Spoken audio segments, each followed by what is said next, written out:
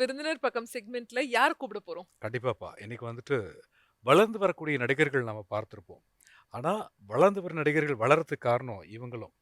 சினிமால நிறைய துறைகள் இருக்கு. அதுல எல்லாருக்கும் மிகவும் பிடிச்ச துறை சண்டை பயிற்சி துறைன்னு சொல்லுவோம் இல்லையா? ஆமா, கண்டுபிடிச்சிட்டீங்க. எஸ். சரி, இன்னைக்கு ஸ்டண்ட் மாஸ்டர் தான். Sir waiting. கூப்பிட்டுறலாமா? கண்டிப்பா. Let's welcome stunt master Sakthi Saravanan.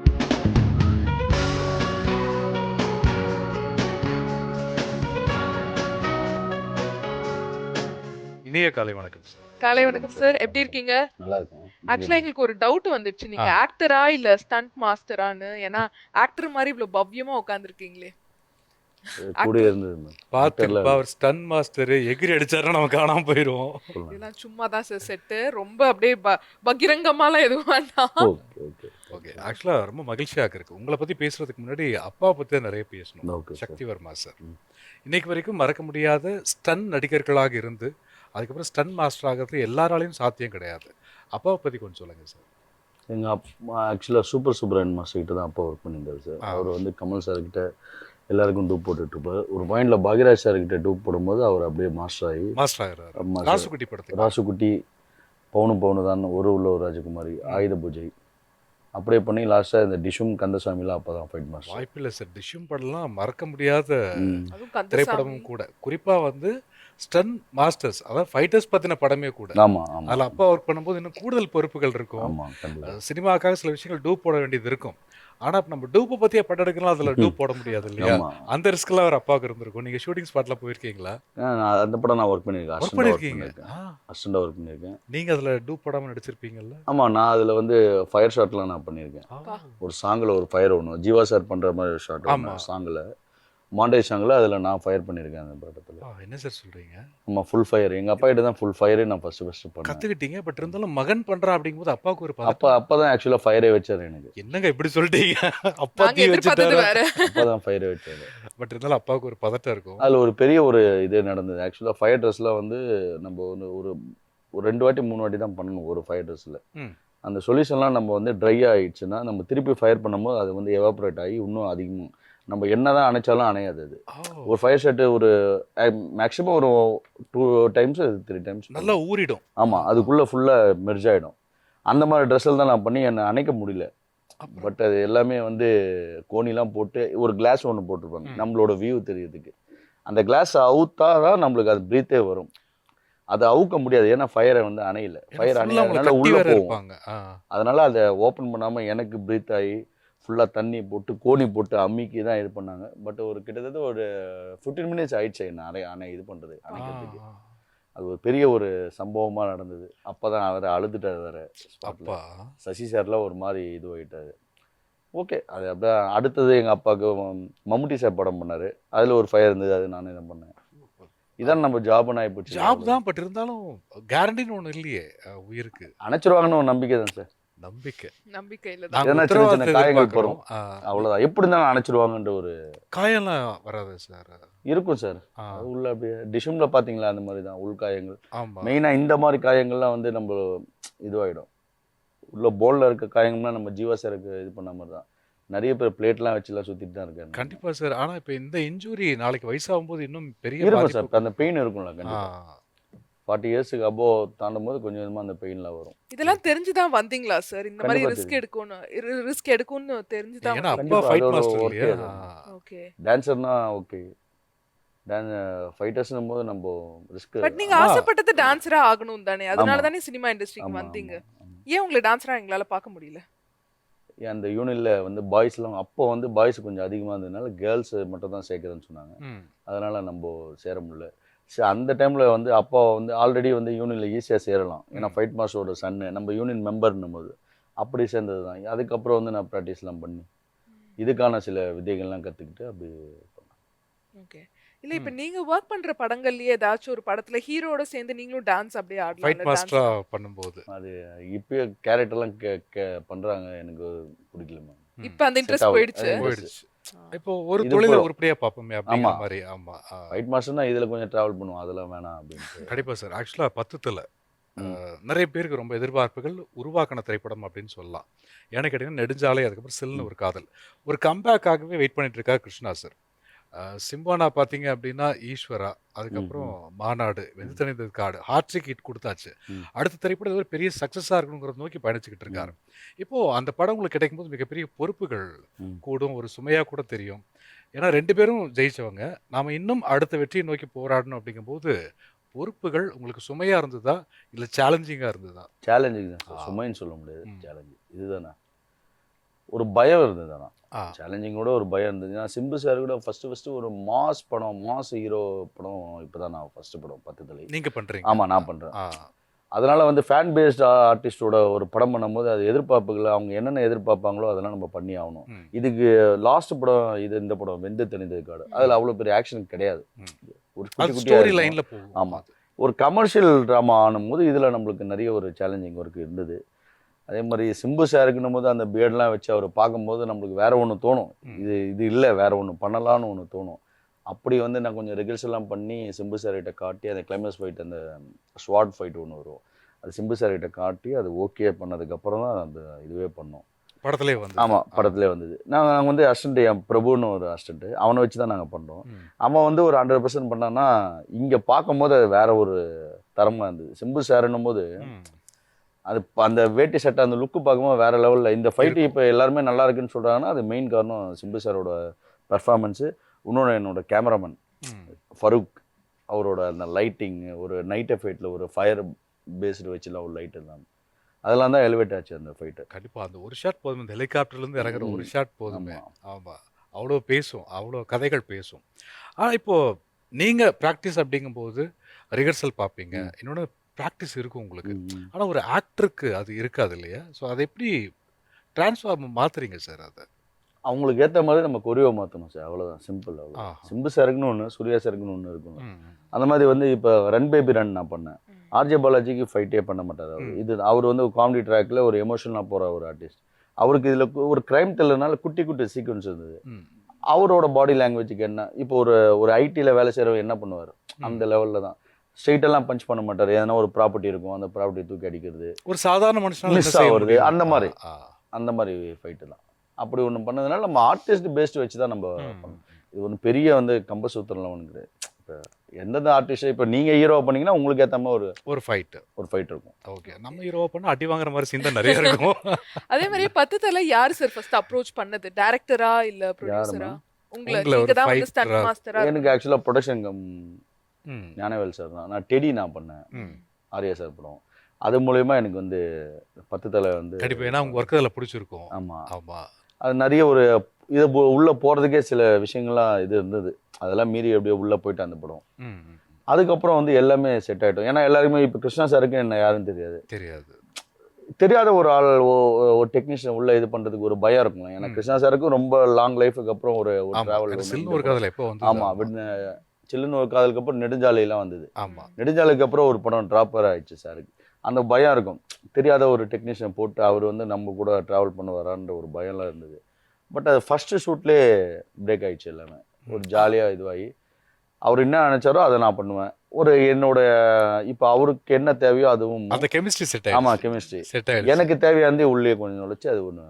Okay, ஆனால் ரீமேக் படம் அப்படிங்கும்போது கொஞ்சம் எதிர்பார்ப்புகள் இன்னும் கூட செய்யும். இன்னொன்று, நம்ம தமிழுக்கு ஏற்ற மாதிரி மாற்றுறது இயக்குனர் பார்த்துக்குவார். ஆனால் ஒரு சண்டை பயிற்சியாளராக நீங்கள் அதில் என்னென்ன விஷயங்கள் நீங்கள் கவனிச்சு ரொம்ப மெனக்கெட்டு பண்ணீங்க சார்? அந்த படம் நான் பார்க்கல சார் இன்னும். அதுதான் பெரிய திறமையே ஆக்சுவலாக. அதை பார்க்கல நான். அதை பார்த்தா எனக்கு அந்த ரெஃபரன்ஸ் வந்துருமுன்னு சொல்லிட்டு பார்க்கல. பட் சும்மா இங்கே என்னென்ன சீக்வன்ஸ் இருக்குது அந்த படத்தில், இந்த படம் வந்து டோட்டலாக சேஞ்ச் பண்ணிட்டாரு. கோர் ஒன்றா இருக்கலாம், பட் அதோட சீன்ஸு ஸ்க்ரீன் பிளேலாம் சேஞ்ச் பண்ணிட்டேன் கிருஷ்ணன் சார். என்னென்ன சீக்வன்ஸ் இருக்குது அதில் டெம்பிள் ஃபைட் ஒன்று இருக்குன்னு கேள்விப்பட்டேன். மற்றபடி என்ன ஃபைட்டு இருக்குன்னு நம்ம உள்ள கிளைமேக்ஸ் ஃபைட்லாம் நான் கேட்கவே இல்லை. இது வந்து நம்ம என்ன பண்ண போகிறோம், நம்ம என்ன பண்ண, நீங்கள் புதுசாக பண்ணுற மாதிரி புதுசாக பண்ண போகிறோம், என்ன பண்ண போகிறோம், இதை பார்த்தா நம்மளுக்கு ஒரு ஐடியா வந்துடும். அதை பார்த்தா அதனால் நான் அதை பார்க்கவே இல்லை. அதே மாதிரி 10 தலையில உங்களுக்கு ரொம்ப பிடிச்ச ஃபைட் சீக்வென்ஸ்னா எது சார்? கோரியோகிராஃப் பண்ணதுல இதுதான் எனக்கு வந்து டாப் ஃபேவரட் அப்படினா? எனக்கு எல்லா ஃபைட்டும் பிடிக்கும். ஆனால் நான் வந்து விரும்பி எனக்கு வந்து அந்த ஃபைட்டை யாருமே சொல்லலை, கௌதமோட இன்ட்ரோ ஃபைட்டு அது ரொம்ப பிடிக்கும் எனக்கு அந்த ஃபைட்டு. ஏன்னா அவர் வந்து கட்டி போட்டு ஒரு ஃபைட்டு. ஆக்சுவலாக அது என்னென்ன பேசணும், ஈஸியாக அவருக்கு வந்து நம்ம ஃபைட் பண்ணோன்னா ஈஸியாக அவுத்துறா ஈஸியாக பண்ணலாம்ல. பட் அதில் என்ன சேலஞ்ச் இருக்குது, அதில் கட்டி போட்டு ஒரு கம்போர்ட் பண்ண ஃபுல்லாக ரெயின் எஃபெக்ட் வேறு அந்த டைமில். ரெயின்னா வந்து இது கிடையாது. ஒரிஜினலாக நம்ம ஒரு ஃப்ளட் வந்ததுல அந்த ஃப்ளட்டில் பண்ணோம். ஃபுல்லாக லைட் மேன்லாம் ஃபுல்லாக வெளியே இருப்பான். ஈவினிங் ஷூட், அது நைட் ஷூட் பண்ணுவோம். ஈவினிங் லைட்டை வச்சுட்டு மார்னிங் ஷூட்டை முடிச்சு பார்த்தா லைட் மேனோட லெக் வரைக்கும் இருக்கும் தண்ணி. ஃபுல்லாக அது வந்து கரண்ட்டு, பெரிய ரிஸ்கான ஒரு ஜாப். ஃபைட்டுக்கு இல்லாமல் அவங்களுக்கு தான் லைட் மேன். ஏன்னா அவங்களுக்கு ஒரு 2 days பண்ணாது.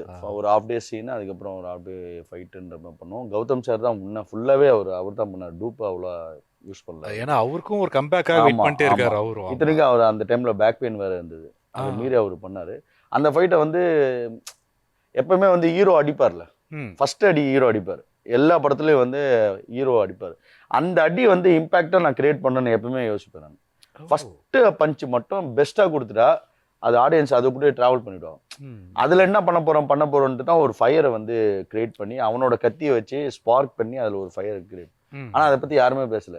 அது ஒரு சின்ன மனசு கஷ்டம் இருந்தது. பட் ஓகே, அதுக்கு பதிலா இப்ப கிளைமேக்ஸ் ஃபைட்டை பத்தி பேசுறாங்க. இல்ல ஆக்சுவலா நிறைய பேர் கவனிச்சிருப்பாங்க, பேசக்கூடிய சந்தர்ப்பங்கள் உங்ககிட்ட நேரடியா அமைஞ்சிருக்காதுன்னு நினைக்கிறோம். ஏன்னா நீங்க நினைச்ச மாதிரி எவ்வளவு பேர் நினைச்சிருப்பாங்க இல்லையா? ஆமா.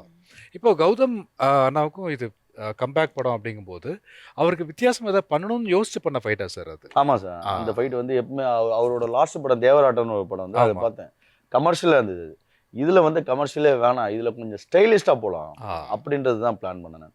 எல்லாமே கட்டு வயசு, ஆங்கிள் வயசு, பஞ்சஸ், கிக்கு எல்லாமே ஒரு ஸ்டைலா போலாம் அப்படின்றது தான் நம்ம யூஸ் பண்ணி. அதெல்லாம் இதுல காப் வராது. அவரோட பஞ்சஸ், அவரோட நிக்கிற ஸ்டைலு, லுக்கு, கண்ணு எல்லாமே அதுல ஒரு பேசணும் அப்படின்றதுக்காக முயற்சி பண்ணி தான் ஒன்று பண்ணோம். எனக்கு ரொம்ப பிடிச்ச ஃபைட்டு 10 தலையில அந்த இன்ட்ரோ ஃபைட்டு. அதுவும் கௌதம் சார் வந்து அவர் வெறியில அந்த அதை வந்து நான் கொஞ்சம் அந்த ஃபயரை நீங்க யூஸ் பண்ணிட்டீங்க. இப்போ அப்போ ஆக்சுவலா அவருக்கு கல்யாணம் நடந்துட்டு பேசிட்டு கூடிய தருணம் வேற அவருக்கு. இப்ப அவரோட 2வது படம் கிரிமினல் நான் பண்ணிட்டு இருக்கேன். அப்பதான் அவருக்கு மேரேஜ் ஆச்சு. ஆமா. அப்போ என்னடா இவ்வளோ கஷ்டமான ஷாட் வைக்கிறீங்க, எனக்கு கல்யாணம் வேறன்னு ஒரு சொல்லவே இல்லை சார். அதை பத்தி எதுவுமே பேசல. அப்போ எவ்வளவு ப்ரொஃபஷனலா லவ் பண்ணிருக்காரு அவர் வந்து. அது இதுக்கு பிஃபோர் குட்டி குட்டி சீக்வன்ஸ் எல்லாம் பண்ணேன்னு சொன்னேன். இது வந்து லாஸ்டா தான் பண்ணோம். அதனால வந்து அவர் நம்பி இறங்கிட்டார். ஓகே பார்த்துப்பாம்மா, மாஸ்டர் பார்த்துப்பாரு அப்படின்னு ஒரு நம்பிக்கை. அவரு நம்பிக்கையா உள்ள இது பண்ணும்போது நானும் அவரை வந்து இது பண்ணி தானே ஆகணும். காதல ஜெயிச்ச மாதிரி நீங்க கனவுல ஜெயிக்க வச்சிட்டீங்க. சேஃப்டியா அவர் கொஞ்சம் இது பண்ணி. ஆமா. ஆனா படம் பேசுது இன்னைக்கு ட்ரெண்ட்ல 10 தலை அப்படின்னு சொன்னா ரசிகர்கள் பெரிய எதிர்பார்ப்பு. ஆனா படம் உருவாக்கப்படும் போது இந்த எதிர்பார்ப்புகள் உங்களுக்குள்ள இருந்திருக்கும். இப்படி ஒரு ஹைப் இந்த படம் கொடுக்கும் அப்படிங்கும்போது இன்னும் நீங்க என்னென்ன கூடுதல் கவனம் செலுத்துனீங்க அந்த படத்துல? சிம்பு சாரை வந்து இது வரைக்கும் வந்து எனக்கு பர்சனலாக சொல்கிறேன், சிம்பு சாரோட ஃபைட், அவரோட லுக்காக பார்த்தீங்கன்னா தொட்டி ஜெயால எனக்கு ரொம்ப பிடிக்கும். மற்ற எல்லா படமும் ஒரு கமர்ஷியல் மீட்டரில் தான் இருக்கும். தொட்டி ஜெயால அவரோட லுக்கு நீங்கள் பார்த்தீங்கன்னா, தொட்டி ஜெயால ஸ்டென் சிவா, ஆமாம், அவர் அதே பிளாக் ஷர்ட் இதுதான். அது ஒரு மூடு இருக்கும் அந்த ஃபைட்டில். அந்த மூடை நான் கேரி பண்ணிக்கணும்னு நான் சிம்பு சார் கிட்ட சொல்லிட்டேன். சார் உங்களோட மூடு வந்து தொட்டி ஜெயா மூடை நான் எடுத்துக்கிறேன், பட் அதோட வந்து கம்போஸ் ஃபுல்லாக என்னோட ஐடியா சார். நானும் கிருஷ்ணா சாரும் பேசி ஆர்ட்ஸில் வரதில் எல்லாமே கொண்டு முன்னாடியே நாங்கள் ஷூட் போகிறதுக்கு முன்னாடியே ப்ரிப்பேர் ஆகிட்டோம். இதுதான் இந்த செக்மெண்ட்டுக்கு அப்புறம் ஆர்ட்ஸ் வரப்போம், அந்த செக்மெண்ட்டுக்கு அப்புறம் ஸ்வாட் ஃபைட்டு, அதுக்கப்புறம் வந்து கௌதம் சாரோட சோலோ ஃபைட்டுன்ற மாதிரி பிளான் பண்ணிட்டோம். இதுக்கு இன்டர்கேட்டில் வெளியே வந்து அந்த வார் சீக்வன்ஸ் மாதிரி கன் ஃபயர் நடக்கும். இதுதான் பிளான். ஈவினிங் ஒரு 7 ஆமாம் 6:30 7க்கு ஸ்டார்ட் பண்ணுவோம் நைட் ஷூட்னால. 2 o'clockலாம் தலைவனை முடிச்சு அனுப்பிச்சிடணும் சிம்பு சார். அவர் அனுப்பிச்சிடுவோம். அனுப்பிச்சிட்டு 2 o'clock to 6 வரைக்கும் நாங்கள் இந்த எஸ்டில் ஷாட் எடுப்போம். ரெண்டுமே. ஏன்னா அந்த கொஞ்சம் ரெஸ்ட் விட்டு எங்களுக்கு தான் ரெஸ்ட் இருக்காது. மற்றபடி ஆர்டிஸ்டுங்க ரெஸ்ட் இருக்கும். ஏன்னா அப்போதானே அவங்க தானே ஃப்ரேமில் தெரிகிறவங்க. அப்படி ஒரு பிளான் பண்ணி தான் நம்ம அந்த ஃபைட் பண்ணோம். நாங்கள் என்ன நினைச்சோமோ அதில் வந்து ஒரு 80% வந்துச்சுன்னு தான் சொல்லுவேன். நான் எப்பவுமே திருப்தி அடைய மாட்டேன் சார். எல்லா டெக்னீஷியனுமே 100% வந்துச்சுன்னு சொல்லவே முடியாது. எல்லாம் 80% வந்துச்சு. ஆனால் ஆடியன்ஸை பார்க்கும்போது இதுவே வந்து அப்ளாஸ் கொஞ்சம் பெருசாக தான் இருக்குது.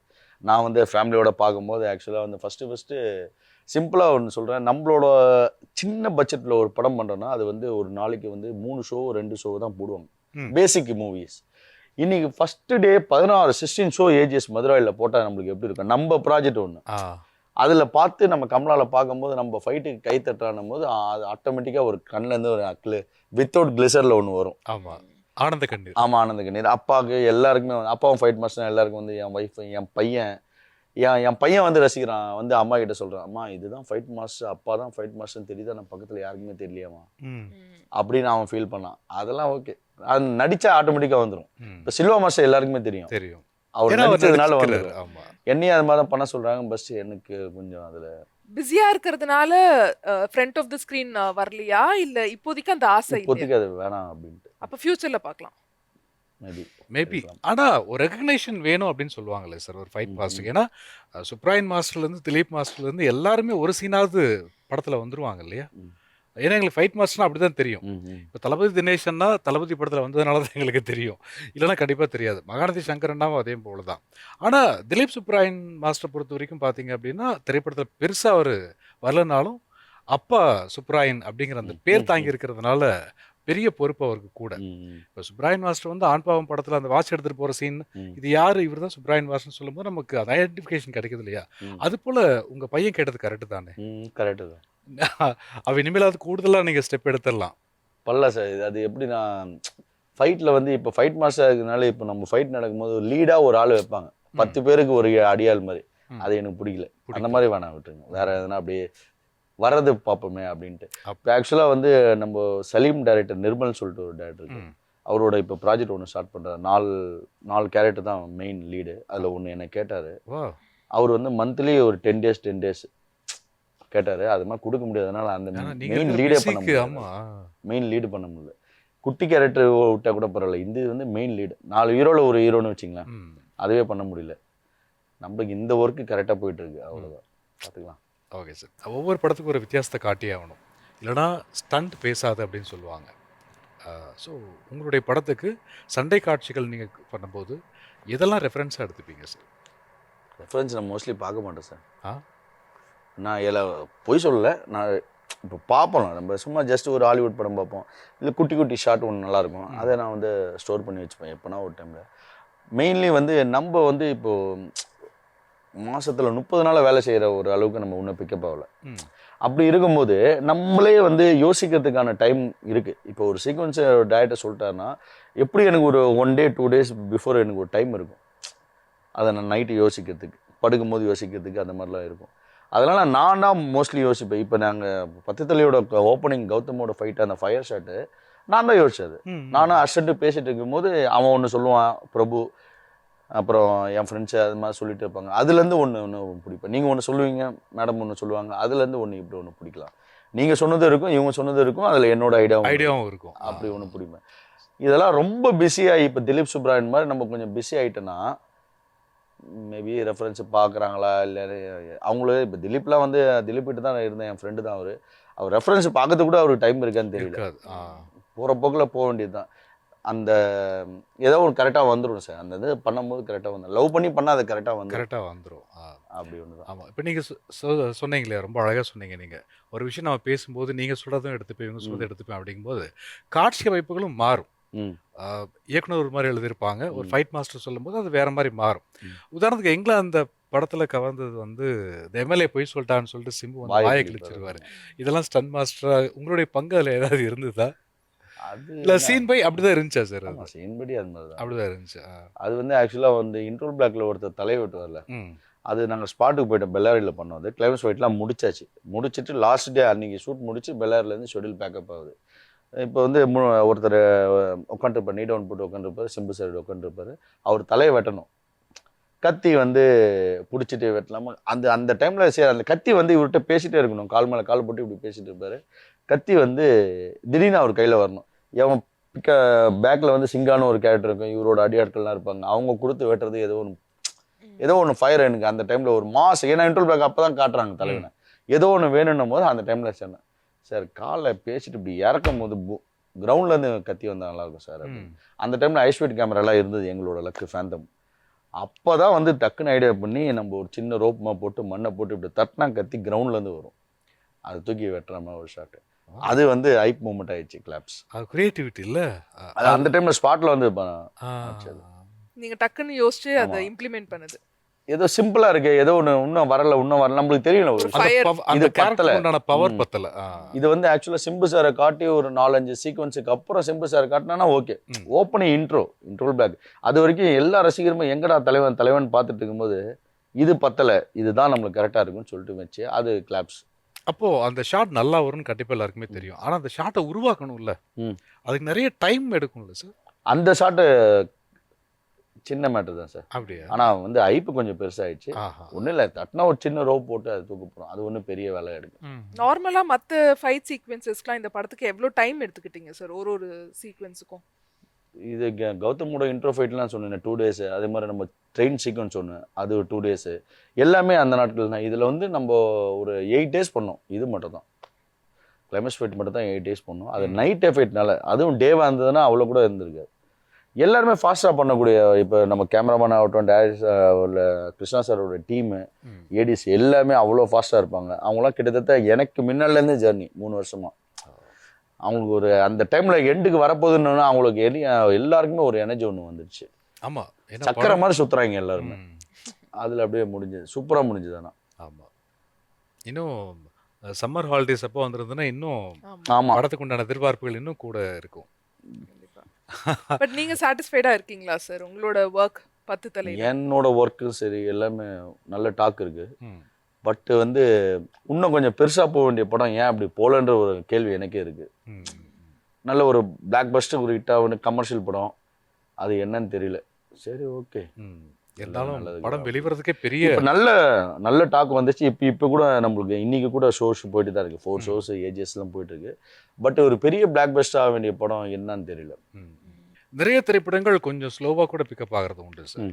ஆமா, இது ஆல்ரெடி நிறைய ஹைப் கிரியேட் பண்ண படமும் கூட. இது எக்ஸாம் டைம் அப்படிங்கிறதுனால அதுதான் அவருக்கு நிறைய ஸ்டூடெண்ட்ஸ் ஃபேன்ஸ் தான் ஜாஸ்தி. அதுதான் எக்ஸாம் டைம் வேற இல்லையா? அது ஒரு 1 week தள்ளி, 1 week மேல நம்ம தள்ளி போட்டீங்கன்னா வந்து இது பொன்னியின் செல்வன் வருது. அதனால டோட்டல் அதுக்கு ப்ரொடக்ஷன் காஸ்ட் வேற ரொம்ப இழுத்துட்டே இருந்தது. ஆமா, அதனால வந்து சரி, ஓகே. இப்பயே வந்து சிம்பு சாருக்குன்னு ஒரு ஓப்பனிங் வந்து எல்லாமே எங்க producer happy, director happy, audience எல்லாமே பார்த்தவங்க ஓகே. ஒரு சில பேருக்கு வந்து நெகட்டிவ் ரிவ்யூ கொடுப்பாங்க, அவங்கள பற்றி நம்ம ஒன்றும் பண்ண முடியாது. எல்லாருக்குமே வந்து எல்லாரும் திருப்தி பண்ணணும்னு சொல்ல முடியாது எல்லா படமும்.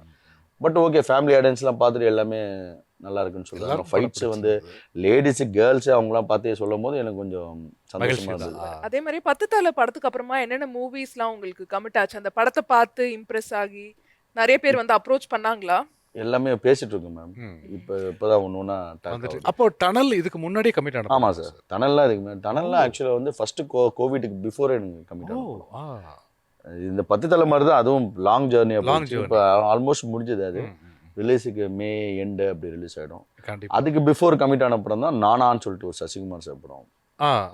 அதுவும் வந்து இப்போ இந்த அவரோட பையன் அயோத்தி ஹிட் ஆனதுக்கப்புறம் இப்போ அது எல்லாமே ரிலீஸ் கொஞ்சம் ஃபாஸ்ட்டாக இருக்குது. எல்லாமே இந்த மே எண்டில் வந்துடும் நினைக்கிறேன் என்னோட 2 படமும். அது ரெண்டுமே ஒரு ஃபுல் ஆக்ஷன் படம். Full action. உங்களுடைய திரைப்படங்களை மறக்க முடியாத திரைப்படம் வந்து பிச்சைக்காரன். மறக்க முடியாத ஒரு திரைப்படம். விஜய் ஆண்டனி சார் பெரிய ஃபைட்டராக இன்னும் மக்கள் பெருசாக ஏற்றுக்கிட்டாங்களா அப்படிங்கிற ஒரு சந்தேகம் இருந்த காலகட்டம் அது. ஆனால் அந்த ஃபைட் நம்பப்பட்டது. விஜய் ஆண்டனி சார் அவருடைய ஸ்டைலில் ஒரு அழகான ஃபைட்டையும் கொடுத்துருப்பாரு. அவரை ஃபைட் பண்ணி வைக்க நீங்கள் தான் சிரமப்பட்டீங்களா, இல்லை எப்படி உருவாச்சு அந்த சண்டை? இல்லை, அவருக்கு அந்த ஃபைட்டுக்கு, அந்த கிளைமேக்ஸ் ஃபைட்டுக்கு பிஃபோர் வந்து அவருக்கு ஒரு 10 days ரிகல்சல் பண்ணணும். அவர் வீட்டுக்கு போயிட்டு கோச்சிங் கொடுத்து பண்ணோம். அது இல்லாமல் அது மெயினாக அந்த ஃபைட்டு வந்து எல்லாரும் நம்புகிறாங்க அப்படின்னா சசி சார் தான் காரணம். ஏன்னா அந்த படத்தில் ஸ்டார்டிங்லேருந்தே அவருக்கு வந்து ஃபுல்லாக ரைஸ் ஆகாது, கொஞ்சம் கொஞ்சமாக குட்டி குட்டி சீக்வன்ஸாக அவரோட இது வந்து கிளைமேக்ஸில் வந்து ஃபுல்லாக ஒரு ஸ்டாண்டப்பில் வந்து நிற்கும் அந்த ஃபிலிம். அதனால் ஆடியன்ஸை வந்து அந்த ட்ராவல் பண்ணிட்டாங்க. ஓகே, இவன் அடிப்பான் அப்படின்ற ஒரு விஷயம் அவங்களுக்கு வந்து அப்படியே ட்ராவல் ஆகி போகும்போது அது அம்மா சென்டிமெண்ட் வேறு, எல்லாருக்குமே வந்து ஆட்டோமேட்டிக்காக ஒரு இது கிரியேட் ஆகும், எமோஷனு. அதனால் அது நல்ல நேம் கிடைச்சது. கண்டிப்பாக பெரிய கதையோட பயணிக்கிறது, ஃபைட் பயணிக்கிறதுங்கிறது பெரிய விஷயம் இல்லையா? ஆமாம், ஸ்கிரிப்டுக்கு ஏற்ற மாதிரி நம்ம பண்ணுவோம். தனியாக ஃபைட் வைக்கணும்னு வைக்காம. ஆமாம், ஏன்னா சில திரைப்படங்களில் ஹீரோ வந்து ட்ரெயினை நிப்பாட்டுற மாதிரி சீன்லாம் இருக்கும். ஆனால் பார்த்தோன்னே தெரியும். ஆமாம், பட் அது மற்ற மொழி திரைப்படங்களுக்கு அது ஓகே, அவர் அப்படிலாம் பார்த்து பழக்கப்பட்டிருப்பாங்க. ஆனால் நம்ம வந்து ஒரு கதையோட பயணிக்கும் போது ஹீரோ அதை தாண்டி கொஞ்சம் பிசகினாலும் ஏற்றுக்க முடியாத மாதிரி ஆகிடும். ஸ்கிரிப்ட் மீறி எந்த ஃபைட்டும் நிற்காது. ஸ்கிரிப்ட் தான் நமக்கு டிமாண்ட். உங்களுக்கு எது பிடிக்கும் சார்? இந்த மாதிரி மாஸான ஃபைட் சீக்வென்சஸ்லாம் உங்களுக்கு விருப்பமா, இல்லை இந்த மாதிரி கதையோட லைவ் ஃபைட் சீன்ஸ் பிடிக்குமா? எனக்கு ஸ்கிரிப்டோட வந்து லைவ் ஃபைட் மாஸ் நிறைய பேர் பண்ணிட்டாங்க, எல்லாமே பண்ணிட்டாங்க. நம்ம என்ன புதுசாக என்ன பண்ண போகிறோம்னு தான். மாசு பண்ணணும்னு ஆசை, எதுனா 1-2 பண்ணலாம், மற்றபடி மாஸ் பண்ணணும்னா யாரோட பண்ணணும்? எந்த ஹீரோக்கு நீங்க இப்போ பண்ணணும்னு ஆசை? நான் சிம்பு சார் கூட பண்ணதே எனக்கு மாஸ் தானே. அப்புறம் அதுக்கு அடுத்தது கேட்டிங்கன்னா சூர்யா சார் சொல்லுவேன், விஜய் சார் சொல்லுவேன், எல்லாருக்கும் ஒரு ஆசை இருக்கும்ல. ஆமாம், ஆனால் எங்களுக்குலாம் தெரிஞ்ச ஃபைட்னாவே கேப்டன் தான் சார். ஆமாம், சார் கூட இப்போ பண்ண முடியாது, அவர்கிட்ட ஃபைட்டாக நான் ஒர்க் பண்ணியிருக்கேன். ஃபைட்டில் ஒர்க் பண்ணியிருக்கீங்களா? ஆ, என்னென்ன படங்கள் ஒர்க் பண்ணியிருக்கீங்க சார்? எங்கள் ஆசான்னு சொல்லிட்டு ஒரு படம் ஒன்று. ஆ, அப்புறம் கஜேந்திரா கஜேந்திரா, அதெல்லாம் ஒர்க் பண்ணேன். Super sir. ஆக்சுவலாக ஃபைட்டர் அப்படி லவ் பண்ணுவாருன்னு சொல்லுவாங்க. ஆமாம் ஆமாம். படத்தோட டேரக்டருக்கு அப்புறம் அவர் கேட்குற ஃபர்ஸ்ட் வார்த்தை வந்து யார் மாஸ்டர் அப்படின்னு சொல்லி கேட்பாரு. அந்த மாதிரி அவருக்குன்னு ஒரு மாஸ்டர் இருக்கும், ராக்கி ராஜேஷ் மாஸ்டர், அவர்கிட்ட தான் சார். ஸோ அவ்வளோ ரசிப்பாங்க அந்த ஃபைட் அப்படிங்கிற விஷயத்த. அதுக்கப்புறம் ஆக்ஷன் கிங் அர்ஜுன் சார். அதுக்கப்புறம் இன்னைக்கு கமல் சார் அந்த லைவ் ஃபைட்ஸ் நம்ம பார்க்குறோம். நிறைய மலையாள திரைப்படங்கள் அந்த லைவ் ஃபைட்ஸ் பார்க்குறோம். அப்படிங்கும்போது இன்னைக்கு தமிழ்லையும் லைவ் ஃபைட் நிறைய விரும்புகிறோம். இப்போ உதாரணத்துக்கு சமீபத்தில் செல்வராகவனுடைய பாகாசுரன் கூட லைவ் ஃபைட்ஸ் நிறைய அதில் இருக்கும். ஓட விட்டு கிடைக்கிற போல எடுத்து அடிக்கிறது அந்த மாதிரி. அந்த மாதிரி லைவ் ஃபைட்ஸ் வந்து ஜனங்களுக்கு இப்போ புரியுதா சார்? இதுதான் லைவ் ஃபைட் அப்படிங்கிறது. அதுதான் சார் இப்போ பிடிக்குது எல்லாருக்கும். கமர்ஷியல்லேருந்து தாண்டிட்டாங்க இப்போ. அதுதான் கமர்ஷியல் பண்ணுறதுக்குன்னு ஒரு ஆர்டிஸ்ட் இருக்காங்களே, அவங்க மட்டும் தான் பண்ணணும். அவங்க பண்ணா மட்டும்தான் பண்ணால் மட்டும் தான் பார்க்க முடியும், மற்றவங்களாம் யாரும் ரசிக்க மாட்டாங்க சார். ஸோ லைவ் ஃபைட்ஸுங்கிறது இன்னைக்கு சினிமாவில் இது புதுசா சார், இல்லை முன்னாடி இருந்திருக்கா? ஃபஸ்ட்லேருந்தே இருக்குது சார். இப்போ அது வந்து மெட்ராஸ்லாம் வந்ததுக்கு அப்புறம் தான் அது கொஞ்சம் இதுவாச்சு. அது லைவ் ஃபைட் சீக்வென்ஸ் எப்படி எடுப்பீங்க? லைவ் ஃபைட்னா என்னன்னு நம்மளோட நேயர்களுக்காக சொல்லுங்க. இருக்கிறதுல லைவ் ஃபைட்டு தான் ரிஸ்க் அதிகம். Risk, commercial easy. அது ரோப் கட்டி நம்ம பண்ண ஒரு ஃபைட்டர்ஸுக்கும் சரி, ஹீரோக்கும் சரி. ஆனால் வந்து நம்ம லைவ் ஃபைட்டுன்னும் போது என்ன ஒரு கட் ஷாட் கம்மியாக இருக்கும், ஆனால் கண்டிப்பாக ஷார்ட்டாக இருக்கும். அவுட்டோரில் தான் இருக்கும் அது. ஆமாம், அவுட்டோரில் இருக்கும், மண்ணில் கீழே விழுற மாதிரி ஆர்டிஸ்டே பண்ணணும். இப்போ கட் ஷாட்டுன்னும் போது நம்ம டூப் வச்சு கூட எடுத்துடலாம். இப்போ நம்ம வந்து லைவ் ஒரு சிங்கிள் லென்த் ஒன்று சிங்கிள் ஷாட்டில் ஒன்று பண்ணோம்னா அது ஆர்டிஸ்டே தான் பண்ணணும், நடுவில் கட்டு போக முடியாது. இப்போ நீங்கள் இதெல்லாம் பார்த்தீங்கன்னா விடுதலை பார்த்தீங்கன்னா மோஸ்ட்லி சிங்கிள் ஷாட்லாம் சில விஷயங்கள்லாம் வந்து சூரி பண்ணியிருப்பாருன்னு பார்த்துருக்கோம்ல. அந்த மாதிரி லைவில் தான் நம்மளுக்கு ரிஸ்கே அதிகம். ஆனால் அதில் தான் இம்பேக்டும் அதிகம் பார்க்கும்போது. கட்டில் போகிறது போகலாம், ஒரு சில விஷயங்கள் நம்ம டிமாண்ட் பண்ணோம், இது கட்டு தேவை அப்படின்னு டிமாண்ட் பண்ணோம், அது ஆட்டோமேட்டிக்காக அதில் போய் நின்றுடும். கண்டிப்பாக சார். எங்களுக்கு அடுத்த ஃபைட் அப்படின்னா தன் உடம்புல இவ்வளோ ஆப்ரேஷன் இருந்தாலும் துணிஞ்சு நான் பண்ணுறேன், எனக்கு டூப்லாம் வேணாம் நானே பண்ணுறேன் அப்படின்னு சொல்லி வெளிப்படையாக பேசக்கூடிய நடிகர்கள் நிறைய பேர். அதில் ஒன்று அஜித் சார். ஸோ அப்படி இருக்கும்போது அவருடைய நிறைய ஃபைட்ஸ் படம்லாம் பார்த்ததுக்கப்புறம் ரொம்ப நாள் கழித்து சில காட்சிகள் நம்ம பார்ப்போம், இவ்வளோ ரிஸ்க் எடுத்து பண்ணியிருக்காரா அப்படின்னு சொல்லிட்டு. அதுபோல் நீங்கள் காட்சி அமைப்புகள் பண்ணதில் விஜய் சாரோ அஜித் சார் கூடயோ இல்லை நீங்கள் அசிஸ்டண்ட்டாக இருக்கும்போது ஒர்க் பண்ணியிருக்கீங்களா? ஒர்க் பண்ணியிருக்கேன் சார். விஜய் சார் கூட அவ்வளோ பண்ணது இல்லை. அஜித் சார் கூட திலீப் ஃபைட் மாஸ்டர் அவங்க அப்பா சொன்னாங்க, சூப்பர் மாஸ்டர்கிட்ட ஒர்க் பண்ணியிருக்கேன். இது ஜின்னு நினைக்கிறேன். ஆமாம், ஜி. அது ஒரு ட்ரெயின் சீக்வன்ஸ் ஒர்க் பண்ணேன். நீங்கள் ஆரம்பித்த டைம்லேருந்து இப்போ வரைக்கும் என்னென்ன மாதிரியான சேஞ்சஸ்லாம் இருக்குது சார் உங்களோட ஸ்டண்ட்டில்? ஆமாம், ஃபைட்ஸில் என்ன மாதிரியான மாற்றங்கள், எப்படிலாம் அட்வான்ஸ் ஆகியிருக்கு? இப்போ எல்லாமே சேஃப்டியே நம்மளுக்கு கொஞ்சம் அட்வான்ஸ் ஆகிருக்கு. முன்னாடி அது கஷ்டமானது. ஃபர்ஸ்ட்லாம் வந்து ரோப்லாம் நம்ம எங்கள் அப்பா இதுலேயே பார்த்தீங்கன்னா ரோப்லாம் வந்து ரொம்ப மெலிசாக போடுவாங்க, ஏன்னா சிஜியில் அழிக்கிறதுக்கு அப்போலாம் வரல, கஷ்டம், மெலிசாக போடுவாங்க. இப்போலாம் நம்ம வந்து 8 mm ரோப்பை போட்டாலே ஒன்று ஓகே தான், அதை நம்ம சிஜியில் எல்லாத்தையுமே எரேஸ் பண்ணிடுறோம். அதுவே நம்ம அட்வான்ஸ் தான். அது மாதிரி நம்ம பெட்டை போட்டு பண்ணுறோம், கிரவுண்டோட ஷாட் வைக்கலாம், பெட்டை எரேஸ் பண்ணலாம். டெக்னிக்கலாக கேமரா எக்யூப்மெண்ட்டு இப்போ நிறைய வந்துச்சு புதுசாக, எல்லாமே இப்போது இதுக்கப்புறமே இன்னும் இப்போ இதுக்கப்புறம்லாம் ஃபுல்லாக ஸ்டூடியோவில் தான் பண்ணுற மாதிரி ஆகிடும். அவுடோர்லாம் நம்ம போகவே தேவையில்லை, ஸ்டூடியோவில் ஃபுல்லாக க்ரீன் மேட்டில் இந்த மாதிரி ஸ்டூடியோவில் க்ரீன் மேட்டில் வச்சு பண்ணாலே நம்மளுக்கு இப்போ ஃபுல்லாக ஹாலிவுட்லாம் அப்படி தான் பண்ணிட்டு இருக்கு. சேம் அந்த மாதிரி வந்துடும் சார், கொஞ்சம் கொஞ்சமாக வந்து இம்ப்ரூவ்மெண்ட்டு தானே. கரெக்டு தான் சார். ஆனால் இப்போ நம்ம அந்த சேம் டைம் நம்ம ட்ராவல் பண்ணுறோம் அப்படின்னா அதுக்குண்டான எக்யூப்மெண்ட்ஸ் நமக்கு வேணும். இப்போது சில திரைப்படங்கள் பார்த்தீங்க அப்படின்னா உதாரணத்துக்கு சிவாஜி படத்தில் கிளைமேக்ஸ் ஃபைட்லாம் பண்ணும்போது இந்த கேமரா வேணும் அப்படிங்கும்போது கண்டிப்பாக ஒரு ஸ்டன் மாஸ்டருக்கும் கேமராமேனுக்கும் ஒரு பெரிய லவ் இருக்கணும் அப்படின்னு சொல்லுவாங்க. அதுபோல் நீங்கள் பண்ண ஃபைட்டில் புது டெக்னிக்கல் அதை யூஸ் பண்ணியிருக்கீங்களா? இது வரைக்கும் யூஸ் பண்ணலாம் சார், இனிமேட்டு தான் யூஸ் பண்ணுவோம். ஏன்னா இது வரைக்கும் பண்ண படங்கள் எல்லாமே வந்து ஒரு லைவ் தான், லைவாக போனதுனால அது நம்ம யூஸ் பண்ணல. க்ரீன் மேட் யூஸ் பண்ணதே இல்லையா சார்? க்ரீன் மேட்ன்றது அது எல்லா படத்துலையும் டெக்னிக்கல் வைஸ் கேமரா அந்த மொக்கோபோட் அது மாதிரிலாம் இப்போ விக்ரம் படத்தில் யூஸ் பண்ணாங்களே, அது அந்த படத்துக்கு தேவைப்பட்டது. இதில் நாங்கள் ட்ரை பண்ணோம், இதில் கிளைமேக்ஸ் ஃபைட்டில் நாங்கள் ட்ரை பண்ணோம். பட் அது வந்து எனக்கு அது பர்சனலாக எனக்கு அது பிடிக்கல, ஈடுபாடு இல்லை அந்த மொக்கோ போட்டில். ஏன்னா இப்போ தான் ரீசெண்டாக விக்ரம் படம் வந்துச்சு, அதையே நம்ம தேவையில்லாமல் இப்போ திருப்பி பண்ணனா கொஞ்சம் கேப் இருந்தால் கூட பரவாயில்ல. பீஸ்டில் வேற வந்திருக்கு. அதனால அதை திருப்பி பண்ணால் இதை பார்த்து நம்ம பண்ணதாகிடும். நம்ம எமோஷன் கூடயே ட்ராவல் ஆகி போயிடலாம். அவரோட கேரக்டர் அவரோட எமோஷனோட ட்ராவல் ஆகி போயிட்டாலே நம்மளுக்கு ஃபைட் நல்லா இருக்கும் அப்படின்னு சொல்லிட்டு பண்ணது தான். அதனால அந்த டெக்னிக்கல்லாம் நாங்கள் இதில் பண்ணலை. அதுக்குன்னு ஒரு ப்ராஜெக்ட் வரும், அது கண்டிப்பாக பண்ணுவோம். கண்டிப்பாக. ஆனால் நீங்கள் எமோஷன் சொல்லும்போது இது ஞாபகத்துக்கு வருது.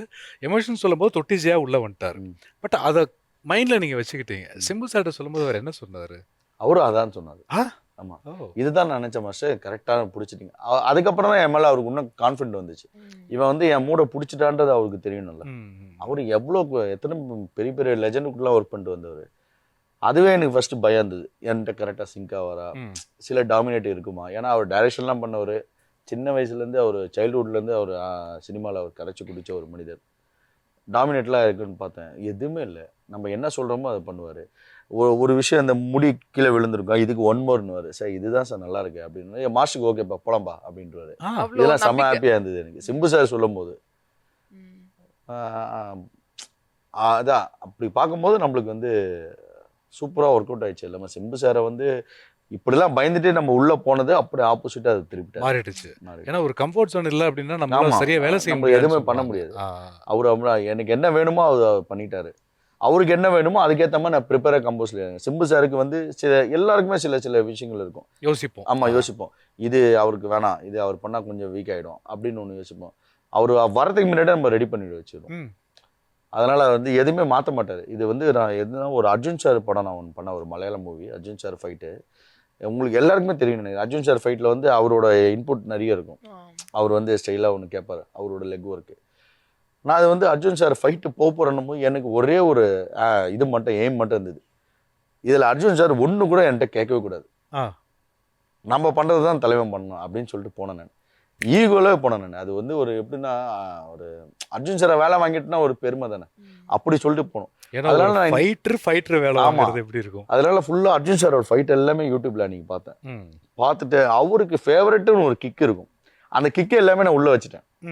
அவருக்கு என்னென்ன வேணுமோ அதெல்லாம் நான் வந்து ஆல்ரெடி என்னோட கம்போசிங்கில் இன்புட் லைட்டாக இங்கே இந்த கிக்கு வை, இங்கே வந்து யார் அவருக்கு என்ன பிடிக்குமோ அதை நான் வந்து என்னோட ஐடியாவில் உள்ள சேர்த்துட்டேன். சார் வந்து பார்த்துட்டு ஃபுல்லாக கொரிய பார்த்தாரு, டேக் போயிடலான்ட்டார். சார் இதில் என்ன மாற்றணுமா? இல்லை எனக்கு தேவையானதெல்லாம் இருக்குது அப்படின்னு சொல்லிட்டு போயிட்டேன். ஃபுல்லாகவே அவர் பண்ணிவிட்டு கடைசியில் ஒரு வார்த்தை என்கிட்ட சொல்லிட்டு போனார், நீ சொல்கிறத பண்ண வச்சிட்டல அப்படின்னு கையை கொடுத்துட்டு கட்டி பிடிச்சிட்டு போனார். இது பெரிய ஒரு இதெல்லாம் எனக்கு ஒரு பெரிய ஒரு மெடல் மாதிரின்னு வச்சுங்களேன். அர்ஜுன் சாரோட ஒர்க் பண்ணுறது சூப்பராக. இந்த மாதிரி எந்தெந்த ஆக்டர்ஸ்லாம் காம்ப்ளிமெண்ட் பண்ணியிருக்காங்க சார் உங்களை? சிம்பு சார் இப்போ பண்ணாரு, சரத் சார் கூட ஒரு படம் நானான்னு சொல்லிட்டு, அது சசிகுமாரும் சரத் சாரும் பண்ணாங்க. அவரு கூட ஒன்று பண்ணேன். 2 பேருக்கு சோலோ ஃபைட்டு. சீனியர் கூட ஒர்க் பண்ணும்போது அந்த அந்த பெரிய அந்த சீனியர் ஆச்சே நம்ம வந்து இப்போ தான் வந்திருக்கோம் அதெல்லாம் இல்லை சார். அவங்க வந்து ஒரு ஃபைட் மாஸ்டர் தான் இவன் டெக்னீஷியன். Correct sir. அவங்க என்ன இன்புட்ஸ் கொடுப்பாங்களா உங்களுக்கு? எனக்கு இந்த மாதிரி ஷார்ட்ஸ்லாம் இருந்தால் கொடுப்பாங்க சார். அவங்களுக்கு இப்போ நம்ம உனக்கு ஒரு சின்ன கோரியோ பண்ணுவோம், அதில் மாஸ்டர் இது ஒன்று பண்ணிக்கலாமான்னு கேட்பாங்க. ஸோ அவங்க கேட்கும்போது நம்ம வேணாம்னு சொல்ல முடியாது, அது நல்லா இருக்கும். ஆனால் சரி ஓகே சார் சூப்பர் சார் அப்படின்னு சொல்லிட்டு அப்படி போகிறது தான். Super sir. இன்னும் நிறைய பேசப்படணும். இன்னைக்கு 10 தலை பற்றி நம்ம கிட்டத்தட்ட 10 நாட்களாக சில விஷயங்கள் மனசுக்குள்ளே ஓடிக்கிட்டே இருந்திருக்கும். இந்த படத்தை பற்றி நல்லா கேட்கலாம் அப்படின்னு சொல்லிட்டு நாங்கள் மோஸ்ட்லி நினச்சது எல்லாமே கேட்டுட்டோம். இனி நிறைய விஷயங்கள் யோசிக்கணும், உங்களை என்னென்ன கேள்வியெல்லாம் கேட்கலாம் அப்படின்னு சொல்லிட்டு. ஏன்னா அதுக்கு தகுந்த மாதிரி நிறைய படங்கள் உங்களுக்கு கிடைக்கணும். ஸோ அதை நாங்கள் பார்க்கணும், இன்னும் நிறைய தடவை உங்களை சந்திக்கணும். ஒட்டுமொத்த டீம் சார்பாக பெரிய நன்றி சார். நன்றி சார். Thank you sir. தேங்க்யூ.